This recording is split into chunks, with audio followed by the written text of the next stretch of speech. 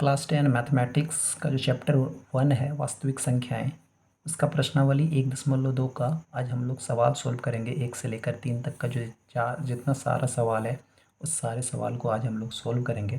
इससे पहले मैंने प्रश्नावली 1.1 को अच्छी तरीक़ा से सोल्व कर दिया था। अगर आपने नहीं देखा होगा तो उसको जाकर आप देख लेंगे, उसका लिंक जो होगा वो आपको डिस्क्रिप्शन में मिल जाएगा। तो हम चलिए आप लोग स्टार्ट करते हैं इस वाले को। जो 1 से लेकर 3 नंबर तक का है इसको सारे को सोल्व कर लेंगे हम लोग, ठीक है। तो सोल्व करने से पहले सबसे पहले हम लोग थोड़ा सा बेसिक चीज़ समझ लेंगे ताकि आपको बनाने में कोई परेशानी ना हो। तो इसमें जनरली 2 तरह की संख्याएं दी हुई है आपको। एक दी हुई है परिमेय संख्या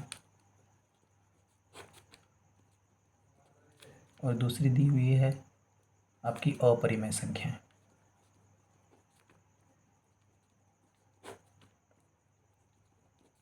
तो सिंपल से याद रखेंगे, जो परिमेय संख्या होता है इसको हम P/Q के रूप में लिख सकते हैं। और इसका जो HCF होता है, अगर हम इसका HCF निकालेंगे, HCF P और Q का अगर हम HCF निकालेंगे तो ये हमेशा क्या होता है, 1 होता है। और Q, इसका जो Q का वैल्यू होगा वो कभी भी 0 के बराबर नहीं होगा। अगर ये सारा कंडीशन है तो उसको हम क्या बोलेंगे, ये परिमेय संख्या है। इसके अतिरिक्त अगर अपरिमेय संख्या जो होगा, ये सब सारा कंडीशन फॉलो नहीं कर रहा है तो उसको हम क्या बोलेंगे, अपरिमेय संख्या बोलेंगे। सबसे इम्पोर्टेंट चीज़ ये जो कि एग्ज़ाम में पूछा जाता है, ऑब्जेक्टिव के फॉर्म में आता है कि जो उसका HCF होता है, परिमेय संख्या का HCF जो होता है वो उसका हमेशा 1 होता है। अगर 1 से ज़्यादा HCF हो गया तो वो हम उसको क्या बोलेंगे, अपरिमेय संख्या के रूप में उसकी गिनती होगी, ठीक है। और Q का वैल्यू जो होता है वो कभी भी 0 नहीं होना चाहिए। ये थोड़ा छोटा सा एक बेसिक सा चीज़ है, इसको हम लोग आराम से याद रखेंगे ताकि हमको बनाने में आसानी हो। चलिए चैप्टर नंबर पहला का सवाल को हम लोग सोल्व करते हैं। जो पहला सवाल दिया हुआ है आपका, इसमें लिखा हुआ है कि सिद्ध कीजिए कि √5 एक अपरिमेय संख्या है। परिमेय नहीं, आपको अपरिमेय सिद्ध करना है, ठीक है। तो पहला नंबर को सोल्व करते हैं। तो सबसे पहले इसको सोल्व करने से पहले, जो आपका क्वेश्चन नंबर 1 है, इसको सोल्व करने से पहले इसमें लिखा हुआ है कि अपरिमेय संख्या आपको सिद्ध करना है। तो हम क्या करेंगे, सबसे पहले इसका अपोजिट मान लेंगे कि ये अपरिमेय नहीं मान के इसको हम क्या मानेंगे, परिमेय मानेंगे, ठीक है। और उसके बाद उसको देखेंगे क्या वो सोल्व हो पा रहा है कि नहीं। अगर नहीं हो पाएगा, परिमेय सिद्ध नहीं हो पाया, तो ऑटोमेटिक क्या हो जाएगा, अपरिमेय संख्या हो जाएगा, ठीक है। तो सबसे पहले हम लोग क्या लिखेंगे कि माना जो √5 है वो क्या है, एक परिमेय संख्या है, एक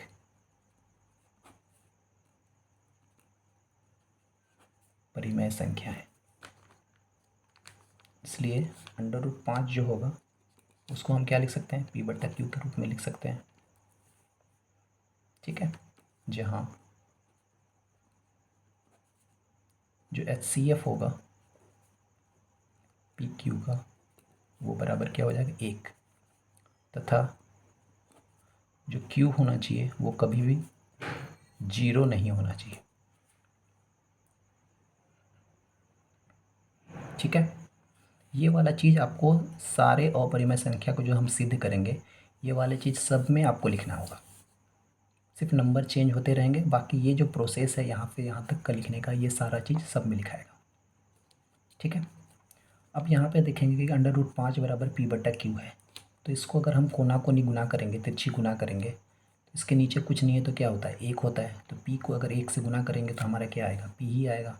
इसको हम P लिख सकते हैं, बराबर √5 को अगर हम Q से गुना करते हैं तो इसका आ जाता है √5 और Q, ठीक है। इसके बाद हम क्या करेंगे, इसके दोनों तरफ को हम क्या करेंगे, वर्ग कर देंगे, कहेंगे दोनों तरफ वर्ग करने पर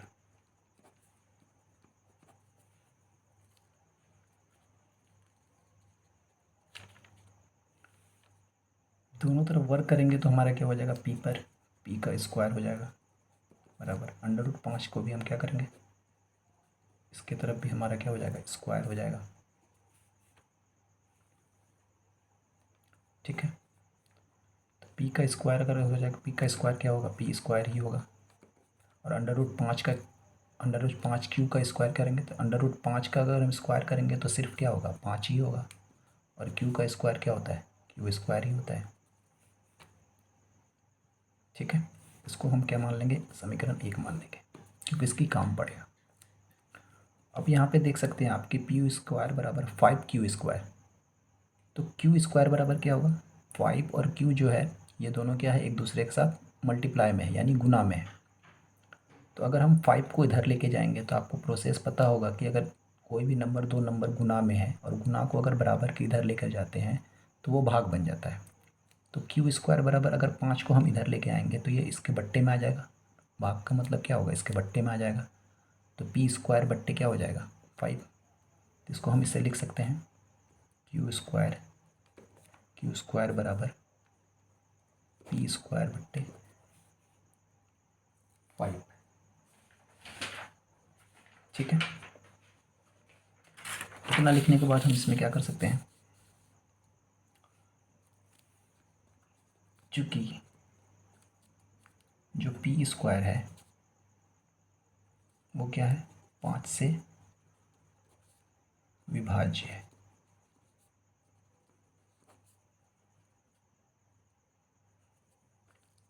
इसलिए अगर पी स्क्वायर 5 से विभाज्य है तो पी भी क्या होगा, 5 से विभाज्य होगा।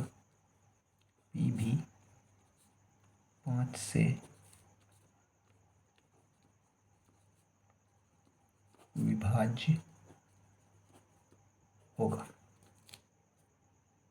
ठीक है, क्योंकि आप यहाँ पे देख सकते हैं कि क्यू स्क्वायर बराबर पी स्क्वायर बाय 5, यानी 5 जो इसके भाग में आया, बट्टे में आया है भाग में, मतलब क्या है कि 5 को हम क्या कर सकते हैं, 5 से हम क्या कर सकते हैं, पी स्क्वायर को भाग कर सकते हैं। तो वही चीज़ हमने यहाँ पे लिखा है कि पी स्क्वायर जो है वो 5 से क्या है, विभाज्य है।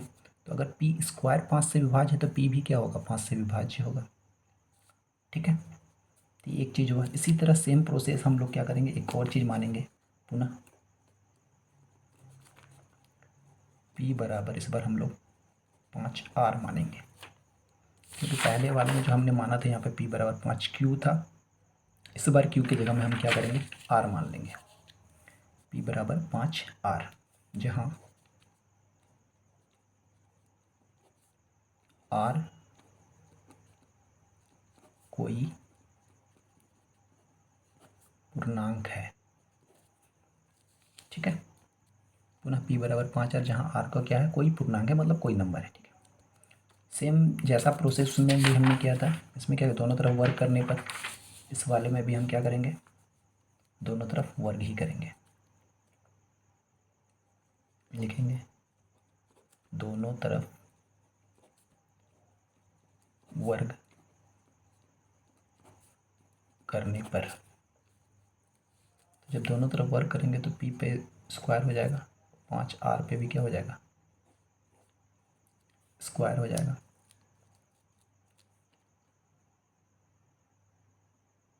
ठीक है, तो पी स्क्वायर का तो पी स्क्वायर ही होगा। 5R स्क्वायर का क्या होगा, 5 का स्क्वायर होता है 25, और आर का स्क्वायर तो आर स्क्वायर ही होगा। ठीक है, अब इस पी स्क्वायर को हमने पहले समीकरण 1 जो आप देखे होंगे, पी स्क्वायर बराबर 5 क्यू स्क्वायर, हमने पहले यहाँ पे समीकरण 1 माना है। मतलब क्या है कि यहाँ का जो पी स्क्वायर है, इस पी स्क्वायर की जगह में हम 5 क्यू स्क्वायर रख सकते हैं। ठीक है, समीकरण 1 में हमने माना है पी स्क्वायर बराबर 5 क्यू स्क्वायर। तो यहाँ पर जो हमारा पी स्क्वायर बराबर 25R स्क्वायर थे, इस पी के जगह में हम 5R स्क्वायर, माफ़ कीजिएगा, 5 क्यू स्क्वायर रख सकते हैं। 5 क्यू स्क्वायर बराबर क्या हो जाएगा हमारा, 25R स्क्वायर। ठीक है, तो क्यू स्क्वायर को इधर रहने देते, 5 को इधर लेकर जाते हैं, तो ये 5 और क्यू क्या है, गुना में है। गुना को इधर लेके जाएंगे तो क्या बनेगा, भाग। तो 5 को इधर लेके जाएंगे हम, इसलिए क्यू स्क्वायर बराबर 5 को इधर लेके आएंगे हम, तो ये 25R स्क्वायर इधर पहले से, ये इधर आके डिवाइड हो जाएगा। 5 से 25 को कटाएंगे तो ये 5 टाइम्स में कट जाएगा। ठीक है, तो क्यू स्क्वायर बराबर हमारा क्या हो गया,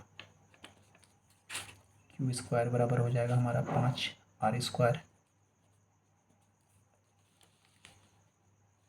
ठीक, तो आर को इधर लेकर 5 को अगर इधर लेके जाएंगे तो ये गुना में है, ये इधर आके क्या बन जाएगा, भाग, यानी क्यू के बट्टे में आ जाएगा ये।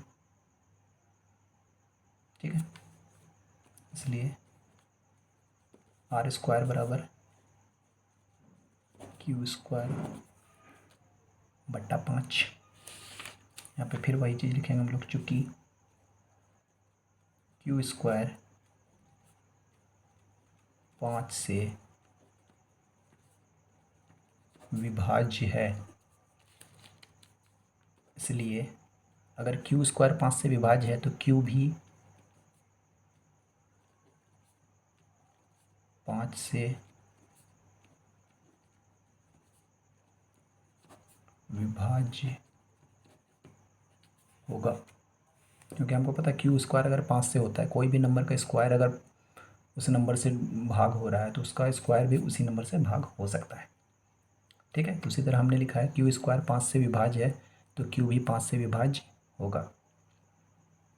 ठीक है, तो आपको यहाँ पे आपने देखा कि जो 5 है ये क्यू को भी डिवाइड कर रहा है, भाग कर रहा है, और पहले वाला जो हमने निकाला था वहाँ पे पी को भी भाग कर रहा है, यानी 5 जो है वो पी से भी डिवाइड हो रहा है, पी को भी डिवाइड कर रहा है और क्यू को भी डिवाइड कर रहा है। ठीक है,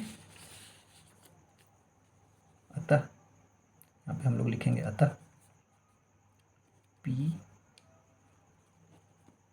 और क्यू दोनों 5 से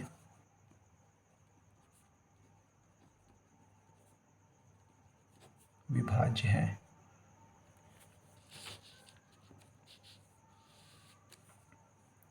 अर्थात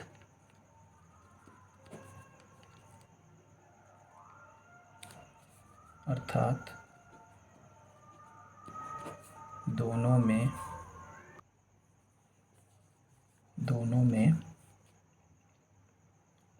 उभयनिष्ठ गुणनखंड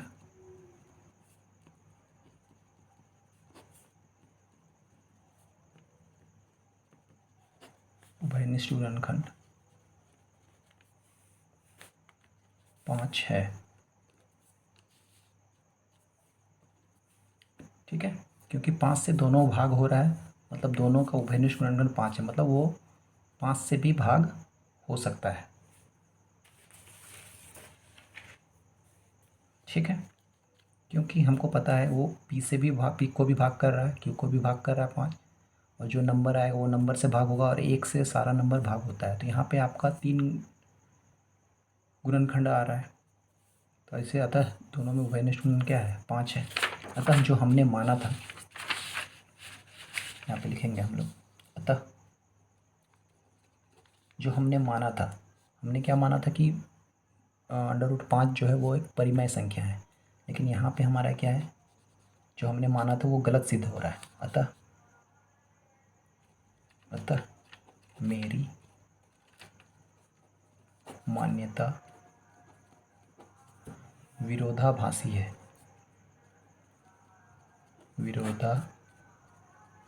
है, इसलिए √5 एक अपरिमेय संख्या है।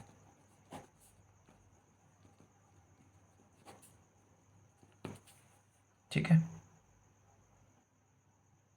समझ में आ गया, क्योंकि हमने माना था क्या कि परिमेय संख्या, और आपको पता है कि परिमेय संख्या का हमने बेसिक में ही बताया था कि परिमेय संख्या का जो HCF होता है वो सिर्फ 1 होता है, लेकिन यहाँ पे 5 भी आ रहा है, 1 के अलावा जो 5 है वो भी आ रहा है, इसलिए हमने जो माना था परिमेय संख्या वो नहीं सही सिद्ध नहीं हो रहा है, इसलिए हमने यहाँ पर लिखा कि हमारी मान्यता क्या है, विरोधाभासी है, अतः √5 एक अपरिमेय संख्या है। ठीक है, अब आएंगे हम लोग क्वेश्चन नंबर 2 की तरफ। क्वेश्चन नंबर 2 में बोला है कि सिद्ध कीजिए 3 + 2 √5 एक अपरिमेय संख्या है। ठीक है, तो इसको देखते हैं हम लोग। ये बनाने का तरीका इसमें सेम रहेगा। क्वेश्चन नंबर 2, सेम पहला प्रोसेस जैसे हमने माना था उसमें अपरिमेय संख्या जो था उसका अपोजिट मान लिया था, इसमें भी हम लोग को अपोजिट मान लेना है। तो लिखना है कि माना 3 + 2√5 एक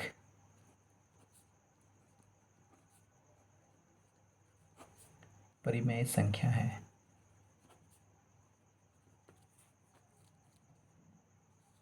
इसलिए 3 + 2√5 बराबर क्या हो जाएगा, P/Q,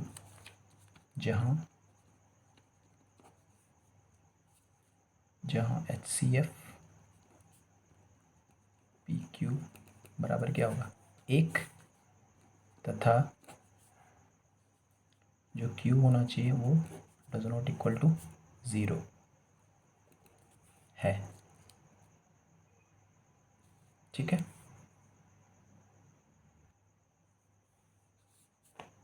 अब देखिए इसमें उतना ज़्यादा प्रोसेस, क्योंकि ये डबल वाला नंबर है, इसमें आपको पता है यहाँ दिख रहा है कि √5 जो है हमको पता है कि ये क्या है, अपरिमेय संख्या है। तो आपको क्या करना है कि जो बराबर है यहाँ पे दिख रहा है, बराबर के इधर में बाएं साइड में आपको √5 को रखना है, बाकी जो नंबर दिख रहा है आपको सबको राइट हैंड साइड में यानी दाहिने तरफ लेकर आपको चले जाना है। ठीक है, तो सबसे पहले हम इस 3 जो दिख रहा है आपको, इस 3 को हम इधर लेके आएंगे, बराबर के इधर लेके आएंगे, तो हमारे पास 2√5 बच जाएगा, और ये P/Q तो रहेगा ही। 3 ये जो प्लस में है इसको जब हम इधर लेके आएंगे तो ये आ जाएगा आपका माइनस में। ठीक है, और ये जो √5 आपको दिख रहा है और ये 2, तो √5 को हम इधर ही रहने देंगे, बाएं साइड में ही रहने देंगे, और ये जो 2 है 2 को भी इधर लेके आएंगे, तो √5 का √5 इधर रह ही जाएगा, और ये जो है ये गुना में है, आपको पता है 2 के साथ √5 क्या है, गुना में है, इधर आएगा तो क्या होगा, बट्टा में यानी भाग में आ जाएगा। तो ये जो नंबर है आपका P/Q -3, और पूरे का बट्टे में क्या आ जाएगा, 2। ठीक है, यहाँ पे छोटा सा हम लोग लेंगे, हमको पता है कि जो PQ और ये 3 और 2 है, ये से जितना भी जो सारा नंबर है वो क्या होता है, पूर्णांक होता है। ये सारा नंबर क्या है, पूर्णांक है, जो कि ये क्या होता है, परिमेय संख्या है, और हम जानते हैं कि √5 क्या है, एक अपरिमेय संख्या है, इसलिए ये दोनों कभी क्या हो सकते हैं, बराबर नहीं हो सकते हैं, क्योंकि परिमेय संख्या कभी भी अपरिमेय संख्या के बराबर नहीं हो सकता है। ठीक है, तो यहाँ पर हम सिंपल सा एक लैंग्वेज लिखेंगे, चूँकि PQ3 और 2, चूँकि PQ3 2 ये सब क्या है, पूर्णांक है,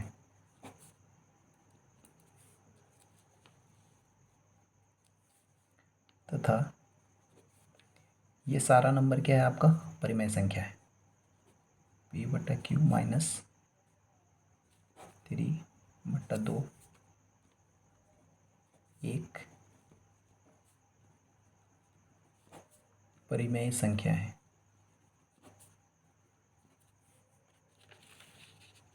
तथा हम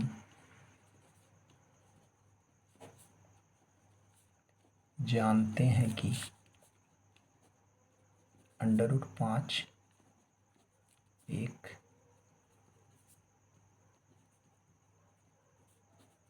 अपरिमेय संख्या है।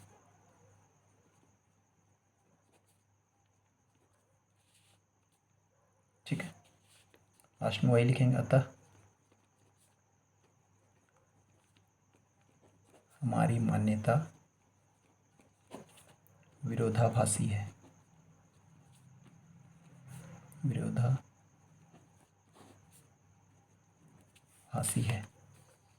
अतः 3 + 2√5 एक अपरिमेय संख्या है। ठीक है, तो ये देखिए आसानी से बन गया आपका, सिंपल सा समझ लेंगे, जो नंबर रहेगा उसको आप P/Q ये तो सब में लिखना है, और जो नंबर आपको दिख रहा है √5 को सिर्फ रहने देना है बाएं साइड में, बाकी जो नंबर है वो सारे नंबर को आपको दाहिने साइड में लेकर आ जाना है।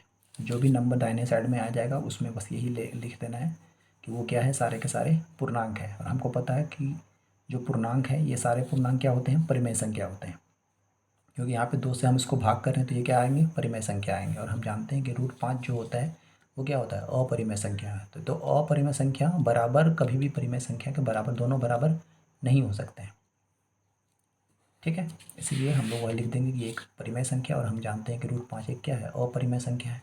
इसलिए हमने जो माना था वो क्या है, हमारा विरोधाभासी है। मतलब विरोधाभासी का मतलब हो गया कि जो माने थे वो सही नहीं हो रहा है, गलत हो रहा है। अतः जो भी रह गया वो 3 + 2 √5 क्या है, अपरिमेय संख्या है, ठीक है। आगे जाएंगे अब, लेकिन क्वेश्चन नंबर 3, क्वेश्चन नंबर 3 में बोला गया है कि सिद्ध कीजिए कि निम्नलिखित संख्या अपरिमेय संख्या है। 1/√, को भी इस पर सिद्ध करना है कि ये क्या है, अपरिमेय संख्या है।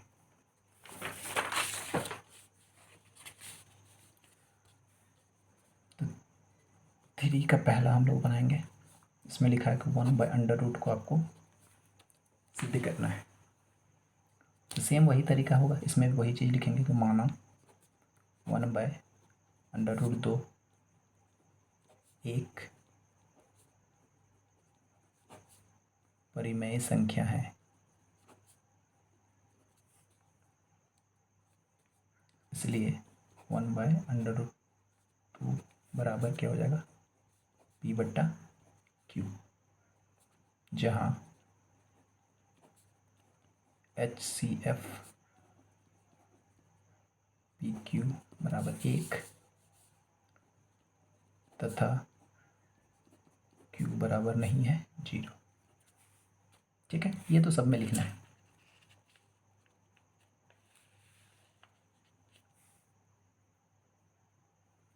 अब यहाँ पे हम क्या कर सकते हैं, 1/√2 है, इसको इधर नहीं ले आके हम इसको क्या करेंगे, पलट देंगे। यहाँ पे लिखेंगे पलटने पर,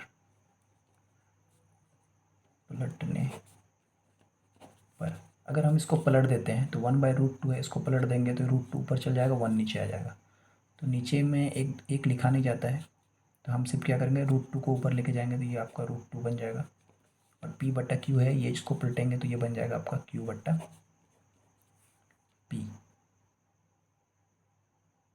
ठीक है। तो हमको पता है जो P/Q होता है वो क्या है, परिमेय संख्या है। तो अगर P/Q परिमेय संख्या होता है तो Q/P भी क्या हो सकता है, परिमेय संख्या हो सकता है। सिंपल सा लैंग्वेज लिख देंगे हम लोग कि Q/P एक परिमेय संख्या है तथा हम जानते हैं कि जो √2 है ये क्या है, अपरिमेय संख्या है। √2 एक अपरिमेय संख्या है, इसलिए ये दोनों कभी भी बराबर नहीं हो सकते हैं। तो इसको हम लोग ऐसे लिख सकते हैं, √2 ये बराबर नहीं है किसके, P/Q के, ठीक है। लास्ट में वही लैंग्वेज, अतः हमारी मान्यता विरोधाभासी है।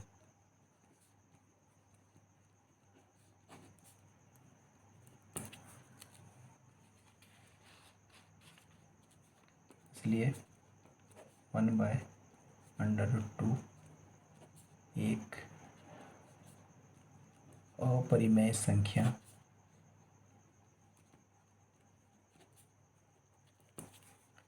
है,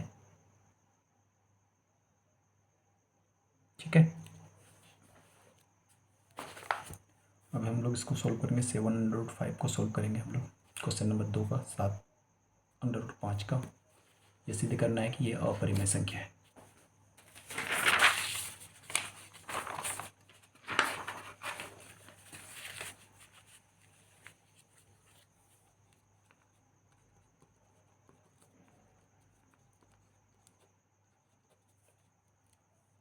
सेम इसमें भी वही मानना है हम लोग को, माना 7√5 एक परिमेय संख्या है, एक परिमेय संख्या है। इसलिए 7√5 बराबर P/Q, जहाँ जो HCF आएगा PQ वो होना चाहिए 1 तथा Q बराबर नहीं है 0 का। ठीक है, आपको स्टार्टिंग में ही बोला गया कि जो भी बाएं साइड में आपको दिख रहा है रूट वाले को छोड़कर, उसको आपको दाहिने साइड में लेकर चल जाना है। तो √5 को सिर्फ आपको बाएं साइड में रहने देना है, और जो 7 दिख रहा है इस 7 को आपको उधर लेकर चल जाना है। ठीक है, हम लोग क्या करेंगे, √5 को इधर रहने देंगे। 7 जो है वो √5 के साथ क्या है, गुना में है, ये उधर जाएगा तो ये क्या हो जाएगा आपका, इसके साथ मल्टीप्लाई हो जाएगा, यानी भाग में चल जाएगा, यानी P का P 7 के साथ ये क्या हो जाएगा, गुना में आ जाएगा, तो 7Q। ठीक है, सेम पहले वाला लैंग्वेज जैसे लिखे थे हम लोगों ने, पहले वाले में लिखेंगे, चूँकि 7P और Q, 7, P, Q पूर्णांक है,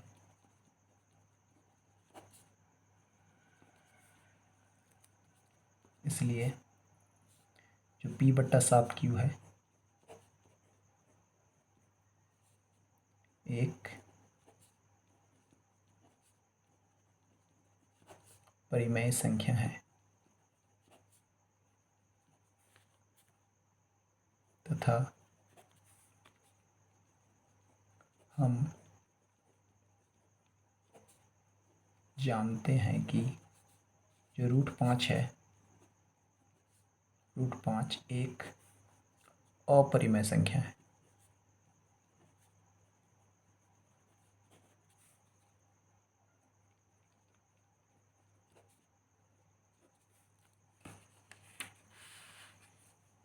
ठीक है, लास्ट में फिर से वही, अतः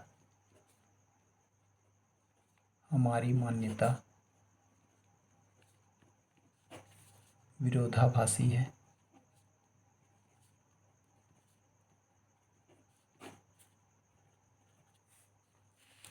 इसलिए 7√5 एक अपरिमेय संख्या है।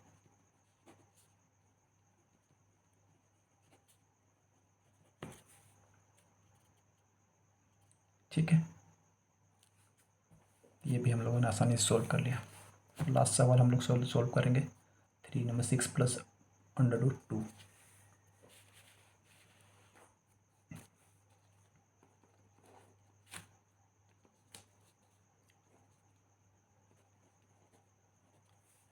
इसमें वही करना है, √2 को बस बाएं साइड में रखना, बाकी जो रहेगा उसको उधर लेके चल जाना है। सेम वही लिखेंगे, माना 6 + √2 एक परिमेय संख्या है, इसलिए 6 + √2 बराबर P/Q, जहाँ HCF PQ बराबर 1 तथा Q बराबर नहीं है 0। ठीक है, आपको बोला गया है √2 को इधर रखना है, 6 को उधर लेके जाना है, ये प्लस में इधर जाके क्या हो जाएगा, माइनस, √2 इधर रहने देते हैं, 6 को उधर लेके चल जाते हैं, P/Q -6। फिर वही लिखेंगे, चूँकि PQ और 6 क्या है, पूर्णांक है, चूँकि PQ तथा 6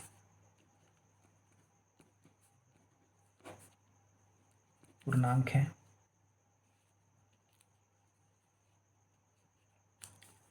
इसलिए ये क्या हो जाएगी, पूर्णांक है तो ये क्या हो जाएगी, परिमेय संख्या हो जाएगी। अगर ये पूर्णांक है तो पूर्णांक है, और इसको अगर हम माइनस करेंगे कोई भी पूर्णांक से तो वो क्या आ जाएगा, पूर्णांक ही आएगा। अदरवाइज मतलब पी बट्टा क्यू अगर परिमेय संख्या है और उसको माइनस करेंगे कोई भी परिमेय संख्या से तो परिमेय संख्या का माइनस परिमेय संख्या ही होता है। इसलिए पी बट्टा क्यू माइनस 6 एक परिमेय संख्या होगी।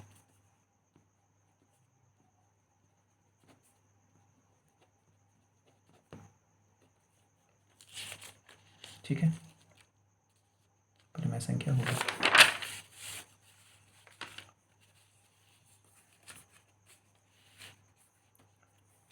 लास्ट में वही लिख देंगे, लेकिन हम जानते हैं कि √2 एक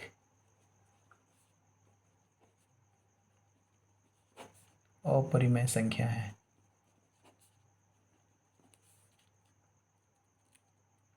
अर्थात √2 बराबर नहीं होगा पी बटा क्यू माइनस 6। अतः हमारी मान्यता विरोधाभासी है।